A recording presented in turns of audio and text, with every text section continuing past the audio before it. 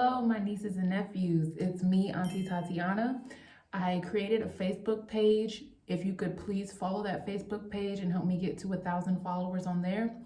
I will be posting all of my TikTok videos on that Facebook page that get removed. So if you've watched my previous videos, then you already know that I discuss about Earth being within a dome, and that beyond the ice walls there are other lands yet to be discovered by us. The ones that are in control of us, they show us this, they tell us this in our movies and media. As you can see from the clip that I'm about to show you, they're literally putting it in your face that there are other lands beyond our dome. The only way out is up. And it's not heaven, it's a new world.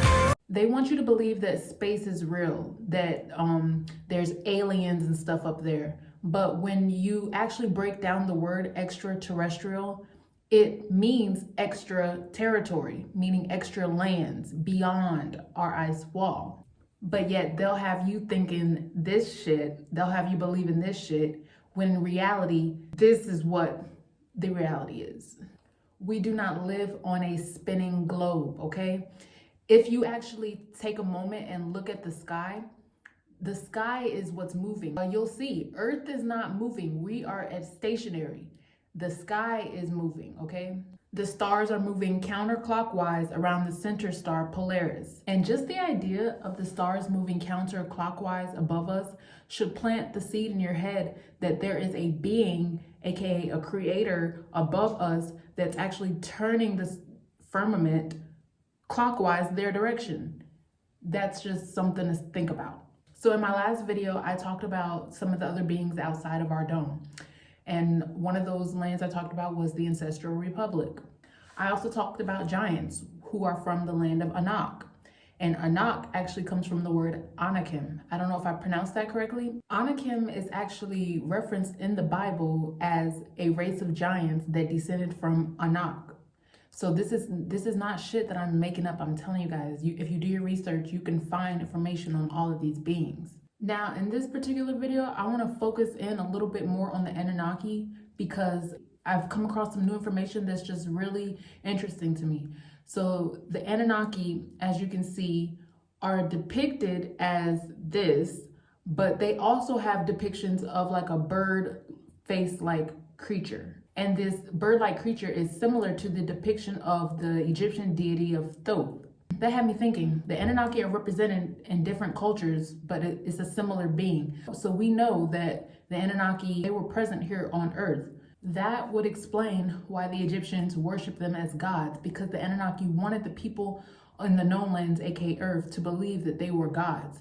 In reality, they were not gods, but we have many depictions of them as these godlike beings. Now, for the Anunnaki to resemble Thoth so much, it made me think, was Thoth a good Anunnaki? Like, there's good and bad in all beings, duality. So is Thoth a good Anunnaki? I know in my previous videos, I said that majority of the Anunnakis were hostile towards humans, but I believe that now Thoth was a benevolent being. And when we look at the map, we can even see an island called the Moving Lands of Thoth. So I wanted to dig a little deeper into that and figure out who is Thoth actually, like what did he do? And I came across the Emerald Tablets of Thoth, which I will be discussing in this video for you guys. So Thoth is an Atlantean priest king who 38,000 years ago wrote the Emerald Tablets. The Emerald Tablets are basically sacred and cryptic texts that have been discovered and translated. The modern day phrase we hear today, as above, so below, is actually cited from the Emerald Tablets. Many occultists have studied the Emerald Tablets and have taken, information from it for their own practices and purposes. After the sinking of the mother country Atlantis, Thoth then relocated to Egypt and founded a colony in ancient Egypt, which they depicted him as, the god of wisdom. So Thoth was the creator of the Great Pyramids of Giza, which I already explained in my other video how the Anunnaki, built all the pyramids because they were using them as, structures to scare off other beings from entering within our dome.